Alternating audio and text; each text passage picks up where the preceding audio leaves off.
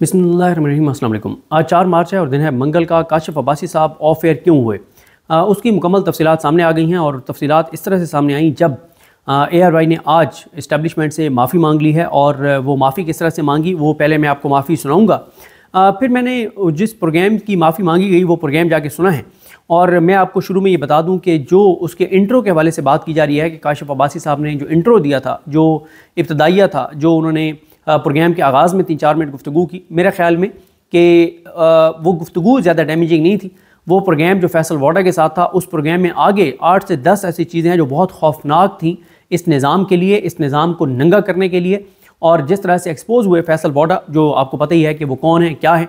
और इससे पहले भी एक वाक़या ऐसा ARY में हो चुका है जब एक प्रोग्राम जो है उसमें एक ऐसे जर्नलिस्ट को जो कहीं और अलाइंड हैं, किसी और के व्हाट्सएप पे वो चलते हैं, तो उनको भी उनके भी कुछ पुराने क्लिप्स जो थे 8 फरवरी से पहले, 8 फरवरी के इंतखाबात से पहले, वो जो पेशन गोइयाँ करते रहे, वो जो दावे करते रहे, वो जो खबरें देते रहे, तो वो खबरें, वो दावे, वो पेशन गोइयाँ उस दिन चलाई जानी थी और वो रिकॉर्डेड प्रोग्राम था, वो चलाई गई और एक्सपोज किया गया कि जो वो बातें बताते रहे 8 फरवरी 2024 को वो सब खबरें वो झूठ साबित हुई, वो सारे एनालिसिस गलत साबित हुए।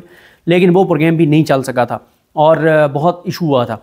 तो काशिफ अब्बासी साहब का वो जो प्रोग्राम था 21 जनवरी वाला, उसमें काशिफ अब्बासी साहब ने फैसल वाडा को ऐसे ऐसे सवालात किए, उन्होंने ऐसे ऐसे कमेंट्स दिए 8 से 10, जिससे ये निज़ाम भी एक्सपोज हुआ और फैसल वाडा भी लाजवाब हुए और बहुत एक्सपोज हुए और बहुत ही एक इम्पैक्ट वाला वो प्रोग्राम था। और अब पहले मैं आपको माफ़ी सुना देता हूँ कि किस तरह से माफ़ी मांगी गई है, फिर मैं आपको वो बताता हूँ कि उसमें 8 से 10 चीज़ें जो मुझे लग रहा है कि जो ज़्यादा डैमेजिंग थी, जो काशिफ अब्बासी साहब ने उस प्रोग्राम में की, और वो बहुत ही ज़बरदस्त प्रोग्राम था, वो पूरा देखने वाला है। तो पहले ज़रा सुने कि आज ARY ने इसके ऊपर माफ़ी कैसे मांगी है। इशफाक इसाक सती जो हैं वो ये प्रोग्राम कर रहे हैं काशिफ अब्बासी साहब की गैर मौजूदगी में, तो ज़रा सुनिए कि वो क्या कह रहे हैं। और ये यानी कोई तुक नहीं बनता, काशिफ अब्बासी साहब को 1 माह हो गया है ऑफ एयर हुए तकरीबन। तो आज याद आया है कि उन्होंने एक प्रोग्राम में एक बात की थी, तो आप अंदाज़ा लगाए ना कि किस तरह से कुछ लोगों की अना की तस्कीन के लिए ये एक माफ़ी मांगी गई है। और फिर मैं आपको बताता हूँ जो मैंने पॉइंट्स लिखे हैं कि कौन कौन सी चीज़ें थी जो मैं समझता हूँ कि बहुत नागवार गुजरी होंगी इस निज़ाम को, जिस वजह से माफ़ी जो है वो मंगवाई गई है और काशिफ अब्बासी साहब को ऑफ एयर किया गया है। पहले सुनिए जो आज यानी कल 3 मार्च बरोज़ सोमवार जो है वो माफ़ी मांगी गई है। और प्रोग्राम के आखिर में एक वजाहत कि गुज़िश्ता प्रोग्राम जो कि 21 जनवरी 2025 को नशर हुआ, जिसमें मेज़बान ने प्रोग्राम की इब्तिदा में अपनी ज़ाती हैसियत से राय पेश की, जिसका इदारे से कोई ताल्लुक नहीं है। इसके बावजूद अगर किसी की दिल आज़ारी हुई है तो इदारा उस पर माजरत ख्वाह है। प्रोग्राम से फिलहाल इतना ही। अशफाक सत्ती को यानी माफ़ी मांगी गई है। 21 जनवरी इंट्रो तो मैं आपको बाद में सुनाऊंगा कि उस इंट्रो में काशिफ अब्बासी साहब ने क्या कहा था, एक एक लफ्ज़ हकीकत में मबनी था। लेकिन अब आए उस बात पर जो आगे पूरे प्रोग्राम में से कुछ जो पॉइंट्स मैंने लिखे हैं, जो कन्वर्सेशन थी। काशिफ अब्बासी साहब ने कहा कि उनको फैसल वाडा को कि आप इस्टेब्लिशमेंट, क्योंकि वो खोल के इस्टेब्लिशमेंट का दिफा भी कर रहे थे और एक गुफ्तगू ऐसी हो रही थी कि उसके तनाजुर में काशिफ अब्बासी साहब ने कहा कि आप इस्टेब्लिशमेंट से डरते भी होंगे हमारी तरह। ये उन्होंने कहा कि इसको फैसल वाडा को। तो फैसल वाडा कहते हैं कि आप गलत काम करेंगे तो ही डरेंगे। काशिफ अब्बासी ने कहा कि आप गलत काम किसको कहते हैं, यहाँ तो लोगों को उस गलती पर उठाया जाता है, इस गलती पर उठाया जाता है कि आप असूल की बात क्यों करते हैं, आप आइन की बात करते हैं, असूल की बात करते हैं। तो काशिफ अब्बासी साहब ने कहा कि ये पता है कि ऐसा होता है, ये नहीं होता कि जो आइन की बात करे, कानून की बात करे, असूल की बात करे, उसको उठाया जाता है, ये नहीं उठाया जाता। तो उस पर फैसल वाडा कहते हैं कि ये तो पिछले 75 साल से होता है, हो रहा है, तो ये कौन सा कोई नई बात है। तो यहाँ पर काशिफ अब्बासी साहब ने उनको कहा कि फिर आप गलत को गलत तो कहें ना, अगर आप कह रहे हैं कि 75 साल से ये होता आ रहा है, चलिए एक अलग बात है कि 75 साल से होता आ रहा है, लेकिन है तो गलत कि अगर कोई आइन की बात करे, कानून की बात करे, असूल की बात करे, इंसानी हुकूक की बात करे, उसको उठा लिया जाता है, तो आप मजम्मत करें, आप कहें कि गलत है। तो फिर फैसल वाडा कहता है ये तो पूरी दुनिया में होता है। तो काशिफ अब्बासी साहब ने कहा कि बिल्कुल भी नहीं। फिर वो फैसल वाडा कहते हैं कि 3 चीज़ों की हमांगी होना बहुत ज़रूरी है, जमहूरियत, इस्टेब्लिशमेंट और अदलिया। तो काशिफ अब्बासी साहब ने कहा कि पहली और तीसरी तो यहाँ पे है ही नहीं, या ना पाकिस्तान में जमहूरियत है, ना पाकिस्तान में अदलिया है। जस्टिस ज़िया खान को जैसे बनाया गया, उन्होंने ये तो नहीं कहा, मैं अपने से कह रहा हूँ कि जस्टिस ज़िया खान को जिस तरह से सिलेक्ट किया गया। फिर फैसल वाडा कहते हैं कि अगर पहली और तीसरी नहीं है तो ये तो मसला है। काशिफ अब्बासी ने कहा कि फिर माने ना कि मसला तो है। फैसल वाडा कहते हैं कि मसला ये है कि सिस्टम ने कोई सियासतदान ग्रूम नहीं किया, अच्छा, ये मैं सिर्फ इंपॉर्टेंट पॉइंट्स बता रहा हूँ। बहस दरमियान में जो ऐसी हो रही थी, जो मैं समझता हूँ कि वो ऐसी नहीं थी कि जिसके ऊपर इस्टेब्लिशमेंट का या इदारों का कोई एतराज़ आया होगा, इसलिए मैं वो स्किप कर रहा हूँ। तो काशिफ अब्बासी साहब ने कहा कि पहले फैसल ऑर्डर ने कहा कि मसला यह है कि सिस्टम ने कोई सियासतदान ऐसा ग्रूम नहीं किया।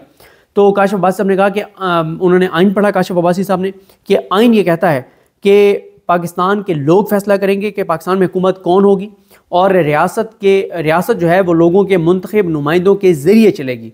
जो और ये बात आइन में लिखी हुई है कि मुल्क के अंदर जमहूरियत होगी, आज़ादी होगी, बराबरी होगी, बर्दाश्त होगी, सोशल जस्टिस होगा, जैसा कि इस्लाम कहता है।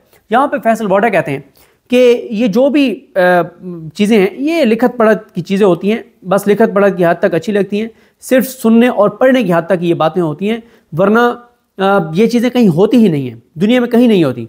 काशिफ अब्बासी साहब ने कहा कि ऐसे तो आप ना कहें, ट्रंप को नहीं, वो नहीं चाहते थे, उन्होंने नाम नहीं लिया, लेकिन वहाँ की इस्टेब्लिशमेंट की तरफ इशारा किया कि अमेरिका की इस्टेब्लिशमेंट नहीं चाहती थी कि ट्रंप जो है वो बने, लेकिन ट्रंप बना। तो फिर फैसल वाडा कहते हैं कि देखें, कुरान मजीद में जो चीज़ें लिखी हुई हैं कि एक मुसलमान को कैसा होना चाहिए, तो हम उस पर क्या हम उस पर पूरे उतरते हैं? हम नहीं उतरते। यानी देखें ना, मतलब ये कहाँ की बात कहाँ आप मिला रहे हैं। मतलब वो कह रहे हैं कि जिस तरह से कुरान मजीद में लिखी हुई हैं कि मुसलमानों को ऐसा होना चाहिए, तो हम उस तरह के मुसलमान नहीं हैं। तो इसी तरह से आइन में जो लिखा हुआ है कि मुल्क ऐसे चलना चाहिए, तो वो नहीं चलता। तो क्या ये तो कोई बड़ी बात नहीं है, ये बिल्कुल उसी तरह से है जैसे कुरान में जो लिखा हुआ है उस पर हम अमल नहीं करते। मतलब कौन सी बात का कहाँ से वो जाके और किस तरह से जस्टिफाई कर रहे हैं। काशिफ अब्बासी साहब ने कहा कि ये बताएं कि अमली तौर पर इस वक्त हुकूमत किसकी है। फैसल वाडा ने कहा कि वही जो 75 साल से जिनकी हुकूमत है। तो उन्होंने कहा कि जैसे ये कॉफ़ी का कप है, सामने कॉफ़ी का कप पड़ा हुआ था, उसके ऊपर टिशू लिपटा हुआ था, तो उन्होंने कहा ये जो टिशू पेपर है ना, ये हुकूमतें हैं, असल काम कॉफ़ी का कप जो है वो कर रहा है, यानी असल इस्टेब्लिशमेंट है, बाकी हुकूमतें तो एक टिशू हैं। यानी फिर माने आप कि सानिया मशरकी पाकिस्तान और ये सारे वाक़यात और जो आज मुल्क तबाही और बर्बादी का जिम्मेदार है, तो फिर ये बात माने कि जो फैसल वाडा कह रहे हैं कि 75 साल से इस्टेब्लिशमेंट ही मुल्क को चला रही है, और अगर इस मुल्क में 75 साल में कुछ अच्छा हुआ है तो वो हमें बता दें कि ये 5 चीज़ें अच्छी हुई हैं, और जो 75 चीज़ें बुरी हुई हैं वो भी फिर माने आप कि वो इस्टेब्लिशमेंट की वजह से, क्योंकि फैसल वाडा तो ये कह रहे हैं इस वक्त इस्टेब्लिशमेंट के सबसे ज़्यादा क्लोज मोहसिन नकवी और फैसल वाडा है, और फैसल वाडा कह रहे हैं 75 साल से इस्टेब्लिशमेंट की हुकूमत है पाकिस्तान में। फिर उसके बाद काशिफ अब्बासी साहब ने कहा कि टिशू के पीछे कौन है, इस्टेब्लिशमेंट। तो फैसल वाडा कहते हैं कि इस मुल्क का जामिन कोई सियासतदान नहीं, इस्टेब्लिशमेंट है, और करैक्टर चाहिए होता है, कमज़ोरियों पर कंट्रोल चाहिए होता है। काशिफ अब्बासी साहब ने कहा कि करैक्टर वाले लोगों को तो यहाँ फांसी लगा दिया जाता है। फिर काशिफ अब्बासी साहब के सामने ना आइन की किताब पढ़ी थी, उन्होंने कहा फिर मैं ये किताब तो बंद कर दूँ ना, ये बंद कर दूँ ताकि हम फिर बात कर सकें ग्राउंड रियलिटीज़ के ऊपर। तो फैसल वाडा कहते हैं कि बिल्कुल, आप अगर आइन की किताब बंद कर देंगे तो डिस्कशन आसान हो जाएगी। यानी इस्टेब्लिशमेंट के जो इस वक्त मेन जो 2 नुमाइंदे हैं, उनमें से एक खुल के आके कह रहे हैं कि मुल्क के अंदर इस्टेब्लिशमेंट की हुक्मरानी है 75 साल से, सियासतदान टिशू पेपर्स हैं, इनकी कोई हैसियत और औकात नहीं है, और इस मुल्क की जामिन इस्टेब्लिशमेंट है। तो भाई इस वक्त जो शरीफ ख़ानदान है, जो इस वक्त इस्टेब्लिशमेंट के जूतों में बैठा हुआ है, उनके बूटों में बैठा हुआ है, तो ये जो बूटों में बैठे हुए हैं, नवाज शरीफ, शहबाज शरीफ, मरीम नवाज, ये सारे जो बूटों में बैठे हैं इस्टेब्लिशमेंट के, इनको कहें ना कि आइन में तरमीम करके लिख दें, आइन में लिख दें कि इस मुल्क की जामिन जो है वो इस्टेब्लिशमेंट है, इस मुल्क को इस्टेब्लिशमेंट ने चलाना है और ये निज़ाम होगा। तो फिर इसमें वो लिखवा देना। पहले भी आपने 26वीं आईनी तरमीम में इस्टेब्लिशमेंट ने मुसवदा तैयार करके दिया उसको, आज़म नज़ीर तारड़ को। उसने जब कमेटी में जा रहा था उसने कहा जी मुझे अभी मुसवदा वो मिला है। फिर उसके बाद इस्टेब्लिशमेंट ने बंदे पूरे किए, जिस तरह से लोगों को जबरी गुमशुदा किया गया, जैसे मैनेज किया गया, लोटों को लोटे बनाए गए, वो सारे तो करो। 26वीं आईनी तरमीम के साथ ये तरमीम भी आप करवा लेते। और अब तो और आसान है, क्योंकि उधर जस्टिस जाहिया खान बैठा है जिसको खुद लगवाया गया है, चीफ जस्टिस अमीरुद्दीन खान बैठा है जिसको खुद आईनी बेंच के सरबराह बनवाया गया, उधर जस्टिस आलिया नीलम बैठी है, इधर जस्टिस डोगर बैठा है। इससे मजबूत कब पाकिस्तान में इतना तो मार्शल लॉ में इस्टेब्लिशमेंट मजबूत नहीं थी जितनी इस वक्त मार्शल लॉ के बगैर इस्टेब्लिशमेंट मजबूत है। तो आप आइन में एक तरमीम करवा दें और लिखवा दें ये सारी चीज़ें। और जो बातें आप कह रहे हैं कि ये ग्राउंड रियलिटी के खिलाफ हैं कि पाकिस्तान के लोग फैसला करेंगे कि हुकूमत कौन होगी, हुक्मरान कौन होगी, तो चीज़ें निकाल दें, बात ख़त्म हो जाएगी। और अदलिया का भी फैसला कर दें कि एक किसी इसको GHQ के अंडर कर दें सुप्रीम कोर्ट को कि GHQ से फैसला होगा, ट्रांसफ़र पोस्टिंग होगी, वहाँ से आप ट्रांसफ़र पोस्टिंग करें चीफ जस्टिस को, वहाँ से आप लगाएं यहाँ पे हाई कोर्ट्स के अंदर। और ये भी तो हो सकता है कि मिलिट्री कोर्ट्स के अंदर जिस तरह से justice Amiruddin Khan, justice Jamal Khan Mandokhel, justice Mohammad Ali Mazhar, justice ये आइनी बेंच वाले नईम अख्तर अफगान साहब और मुसरत हिलाली साहब, और ये सारे बैठ के जिस तरह से नज़र आ रहा है कि वो मिलिट्री कोर्ट्स को वैलिडेट करने जा रहे हैं और एजाजुल हसन साहब का और मुनीब अख्तर साहब, आयशा मलिक साहिबा, मज़ाहिर अली अकबर नकवी साहब का फ़ैसला जो है उसको ये कलअदम करने जा रहे हैं। तो जस्टिस आयशा मलिक का फ़ैसला कलअदम करने जा रहे हैं, तो फिर ये भी कह दें कि मिलिट्री कोर्ट्स के जो जज हैं उनको ट्रांसफ़र कर दें आप यहाँ पे सुप्रीम कोर्ट में, और उधर से चीफ जस्टिस भी उधर से आया करें, हाई कोर्ट के जजेस भी उधर से आया करें। वैसे तो खैर ये भी मिलिट्री कोर्ट्स वाले जजेस से कम नहीं है इस वक्त भी जो बैठे हुए हैं, मतलब जस्टिस या ये अफरीदी हों या ये सारे, लेकिन फिर भी चले, मतलब खुल के वो करें ना, वहीं से ट्रांसफ़र पोस्टिंग करें, वहीं से जज आएँ। काशिफ अब्बासी साहब ने कहा कि कभी आपको कभी अफसोस होता है जब हम कहते हैं कि इस मुल्क में कभी शफाफ इलेक्शन नहीं हुए? तो फैसल वाडा कहते हैं कि मतलब सारे इलेक्शन ऐसे होते हैं, और वो कहते हैं मैं तो कहता हूँ कि 8 फरवरी का इलेक्शन भी अनफेयर था, शफाफ नहीं था, रिग्ड था, और अगला इलेक्शन भी अनफेयर होगा। यानी इस हद तक दीदा दलेरी कि वो कह रहे हैं हाँ 8 फरवरी को धांधली की एस्टैब्लिशमेंट ने, और हाँ अगले इलेक्शन में भी एस्टैब्लिशमेंट धांधली करेगी। इस हद तक खुल के बातें हो रही हैं, क्योंकि उसकी वजह यही है ना कि पहले तो ये डर होता था कि आप टीवी को बात करेंगे सुप्रीम कोर्ट सोमोटो ले लेगी। अब जस्टिस जाहिया खान बैठे हैं, इस निज़ाम की पैदावार हैं, बेनिफिशरी हैं अमीनुद्दीन खान, आइनी बेंच वाले, तो अब किसने नोटिस लेना? तो खुल के बातें हो रही है, अच्छी चीज़ है, मैं इसको सपोर्ट करता हूँ। जिस तरह से फैसल वाडा ने खुल के बातें की हैं बहुत अच्छा किया, और ये एक रियलिटी है। उसके बाद काशिफ अब्बासी साहब ने पूछा कि इमरान खान कितनी सीटें जीते थे 8 फरवरी को? फैसल वाडा कहते हैं कि मेरे लिए ये रेलिवेंट बहस है। काशिफ अब्बासी कहते हैं कि 2/3, तो फैसल वाडा कहते हैं कि ये आपकी फिगर है, हाँ उनकी पॉपुलैरिटी 2/3 वाली थी। काशिफ अब्बासी कहते हैं कि इमरान खान इतनी सीटें कैसे ले गया? क्योंकि एंटी एस्टैब्लिशमेंट था, इमरान खान जेल में था, उसको डाला हुआ था, वो फिर भी पूरे पाकिस्तान से जीत गया। तो फिर एक डिस्कशन हो रही थी, तो उस पर फैसल वाडा कहते हैं कि आप बात कर रहे हैं कि आपको कायद-ए-आज़म का पाकिस्तान चाहिए, आपको कायद-ए-आज़म का पाकिस्तान नहीं मिल सकता। ये भी मतलब खुल्लम खुला दीदा दलेरी के साथ। फिर वो कहते हैं कि पाकिस्तान का सबसे बड़ा मसला पाकिस्तान का अदालती निज़ाम है, भुट्टो को फांसी हुई, 45 साल बाद कहा गया कि सज़ा गलत हुई। तो फिर काशिफ अब्बासी साहब ने कहा कि उस वक्त जो भुट्टो को सज़ा दी गई थी तो क्या अदालतें आज़ाद थी? तो जब कनपट्टी पे बंदूक हो तो फिर ऐसे ही फैसले होते हैं। फैसले काशिफ अब्बासी ने कहा कि फैसले एस्टैब्लिशमेंट के कहने पर होते रहे। तो फिर उनको गिनवाया। काशिफ अब्बासी साहब ने यह भी कहा कि आपने भी तो फ़ायदा उठाया, आप भी तो सेनेटर बने हुए हैं। और फिर काशिफ अब्बासी को जब वो कह रहे थे फैसल वाडा के देखें ये नहीं हुआ, ये नहीं हुआ, ये नहीं हुआ, तो काशिफ अब्बासी ने कहा कि जब जमहूरियत के पौधे को आप फलने फूलने नहीं देंगे और जब लगेगा तो उसको खाड़ देंगे, मार्शल लगा देंगे, हाइब्रिड निज़ाम ले आएंगे, तो फिर जमहूरियत कैसे पनपेगी, कैसे फलेगी फूलेगी? फिर उसके बाद फैसल वाडा कहते हैं कि मैंने आपको पहले बता दिया था कि अगर शहबाज शरीफ प्राइम मिनिस्टर बनेंगे तो मरियम सीएम होगी, इलेक्शन से पहले बता दिया था।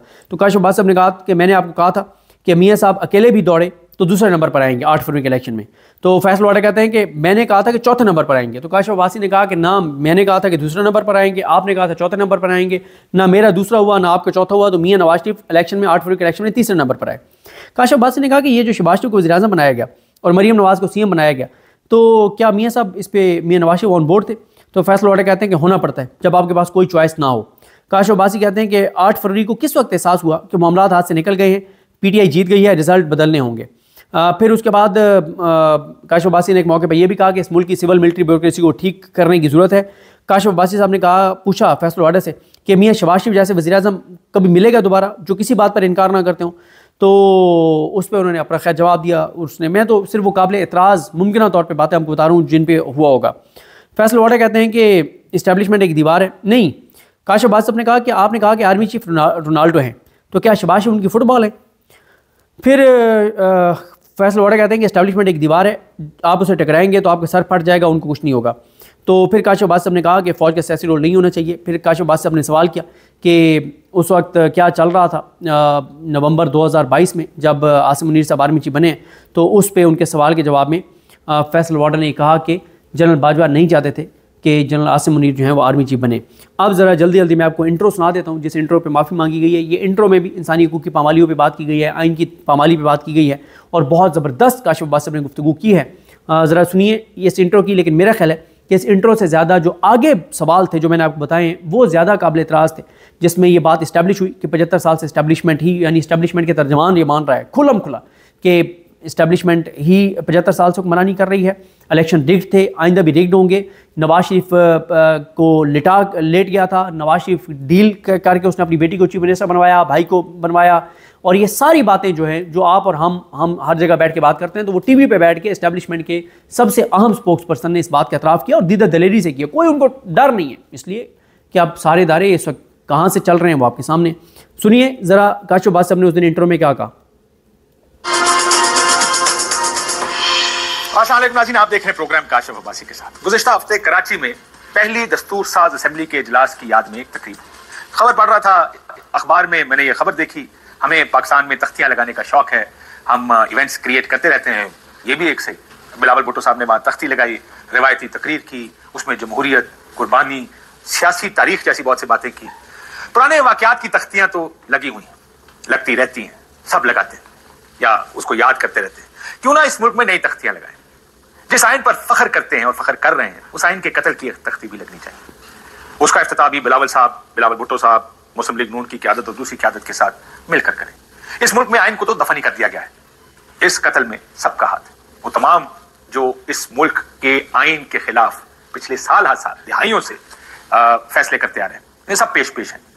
आइन को सरेआम कत्ल किया जाता है और सब इस पर जश्न मनाते हैं। इसकी एक तख्ती तो बनती है, इसकी भी नकब कुशाई होनी चाहिए, इस पर भी शादियाने बजने चाहिए।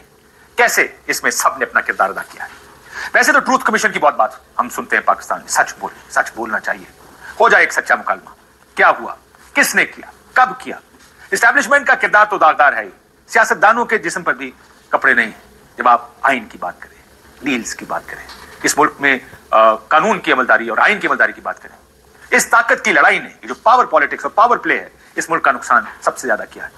जमहूरियत नाम की है, इस शर्मनाक सूरत हाल पर जश्न तो बनता है। हम वो बदकिस्मत मुल्क हैं जहां सियासी मकासद के लिए चादर और चार दीवारी की इज्जत भी मिट्टी में मिला दी गई। घर से खवातीन और बच्चों को उठा लिया जाता है, एक मामूल बन गया है और सियासी वजूहात से ये होता है। ऐसे माहौल में किसी आइन या इंसानी हकूक की क्या बात करें, जहां इंतखाबात जिस मुल्क में इसलिए ना हो सकते हो क्योंकि सियासी तौर पर सूट नहीं करता। धांधली पर सब मुस्कुरा कर कहें, हमारे मुल्क में कब इलेक्शन शफाफ हुए? हमारे यहाँ तो हमेशा इंतखाबात में धांधली होती है, लास्ट टाइम भी होती है, इस दफा भी हो गई। वहां जमहूरियत और आइन की हालत पर मातम ही हो सकता है। मातम क्यों करें, हम इसका जश्न मनाएंगे क्योंकि हमें तख्तियां लगाने का शौक है। एक तख्ती पार्लियामेंट के बाहर भी लगनी चाहिए। दुनिया में पार्लियामान मुहाफिज हुआ करते हैं लोगों के हकूक के, आइन के, कानून की अमलदारी के। मुल्क चलेगा और ज़ाब्ते से चलेगा। एक ऑर्डर होगा, ऑर्डर वो नहीं कि ऑर्डर होगा काम होगा, आइन जिसकी बात करता है, एस्टैब्लिश एन ऑर्डर, एक निजाम एस्टैब्लिश करने की बात करता है, वो ऑर्डर होगा जिसे हिलाने का कोई सोच ना सके। हमारे यहाँ कुछ अरसे से मर्जी की कानून साजी होती है। पार्लियामेंट एक रबर स्टैंप है, कानून साज आंखें बंद करके कानून साजी कर देते हैं। मन पसंद कानून और आइन के साथ खिलवाड़ की ये तख्ती भी लगनी चाहिए। एक तख्ती अदलिया की इस्लाहात के नाम पर भी जाती मफाद के लिए बनी आईनी कोर्ट के बाहर भी लगाए। कैसे आला अदलिया को फतह किया गया। जजेस आज भी चीख रहे हैं और तकसीम का शिकार है। सुप्रीम कोर्ट में आज भी इख्तियारात की जंग लड़ी जा रही है और ये सब तनाजा इसलिए क्योंकि मर्जी की अदालत है, जहां मर्जी के फैसले हो।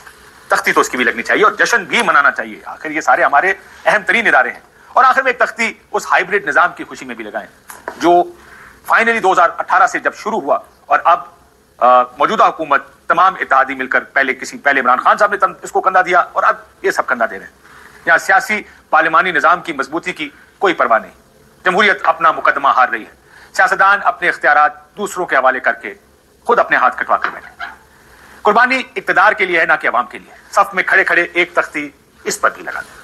वैसे तो शहर इक्तदार के चप्पे चप्पे पर तख्तियां लगनी चाहिए। कहां आइन तोड़ा गया, कहां से लोगों को या किसी को उठाया गया, कहां गोली चली, कहां लाश गिरी, कैसे जगह जगह इस शहर में सौदागर घूमते हैं, सौदे करते हैं, जमहूरियत नीलाम होती है, जमीन खरीदे और बेचे जाते हैं, असूलों की कीमत लगती है, सबको नजर आता है लेकिन करता कोई कुछ नहीं। सियासी व्यापारी अपनी मर्जी का सौदा खरीदते और बेचते हैं। जहां पर फैसले का महवर अवाम को होना चाहिए वहां हर फैसले की कैजुअलिटी अवाम होते हैं, उसका नुकसान अवाम को होता है क्योंकि किसी फैसले का उनसे कोई ताल्लुक नहीं होता। सब में अगर किसी की अहमियत है तो वो शराफिया है जो इस मुल्क की स्याह और सफेद की मालिक है। अवाम तो इस सारे खेल में गैर अहम से है। तख्तियां तो बहुत सी लगनी चाहिए। बारा साहब हमारे साथ मौजूद हैं। बारा साहब, आप भी अशराफिया का ऐसा कहना ठीक होगा? मैं आपका कोई चीज का आर्गुमेंट करता नहीं हूँ। ऐसे भी तो जो आप बेहतर समझे आप बोल देंगे, हम सुन लेंगे। आपके पास बड़ी इंफॉर्मेशन होती है। आज मैंने आपसे रवायती गुफ्तगू नहीं करनी क्योंकि गैर, मैंने जैसा कहा ना, रवायती तकरीरें होती हैं, हम गैर रवायती लगाएंगे। आज आपकी तख्ती लगाएंगे हम। आज आपकी भी तख्ती लगेगी, अल्लाह खैर करे। और मैं चाहता हूँ कि वैसे ही जरा थोड़े से आउट ऑफ द, ये सिर्फ एक सवाल आपको सुनाना चाहता हूँ। काशिफ साहब ने उनसे पूछा कि आपको ये इन्फॉर्मेशन कहाँ से मिलती है, मालूमात कहाँ से आती हैं और आपकी जो खबरें होती हैं वो ठीक भी होती हैं। तो यहाँ पे हम एंड करेंगे, सुन लें। रूटीन की गुफ्तगू ना करें क्योंकि आपको खबरें बड़ी होती आती कहाँ से? अक्सर ठीक होती। ये सारी दुनिया मार कहती है बाहर जाके जब भी बात करें तो वाडा साहब की खबरें कहाँ से आती हैं जी, उनकी खबरें बड़ी ठीक होती हैं। देखिए काशिफ साहब, आगे जो गुफ्तगू थी वो मैं आपको बता चुका हूँ क्या क्या बातें हुई इस प्रोग्राम में। काशिफ अब्बासी साहब ने 26 नवंबर का भी नाम लिए बगैर गोली चलने का भी जिक्र कर दिया, आइन टूटने का भी बात कर दी, इस्टेब्लिशमेंट के किरदार पर भी बात कर दी, जस्टिस याहिया खान के चीफ जस्टिस बनने की भी बात कर दी, अमीनुद्दीन खान के चीफ आइनी बेंच के सरबराह बनने की भी बात कर दी, जिस तरह से सुप्रीम कोर्ट में जज भर्ती किए गए, जैसे हाई कोर्ट में जज, हर चीज़ उन्होंने पाकिस्तान के मौजूदा हालात के ऊपर बात की है और ये बहुत नागवार गुजरा है और इसलिए काशिफ अब्बासी साहब ऑफ एयर हुए हैं। तो बहरहाल अब ये प्रोग्राम हर जगह डिस्कस होगा, इस पर बात होगी। तो अच्छा है, ये निज़ाम ऐसे काम कर रहा है कि मज़ीद ये पहले ही नंगा तो पहले ही है, मज़ीद गंदा भी होगा और लोगों के सामने भी आएगा। मुझे अपनी दुआ में याद रखें। अल्लाह करीम हम सबका हामी नासर। अल्लाह हाफ़िज़।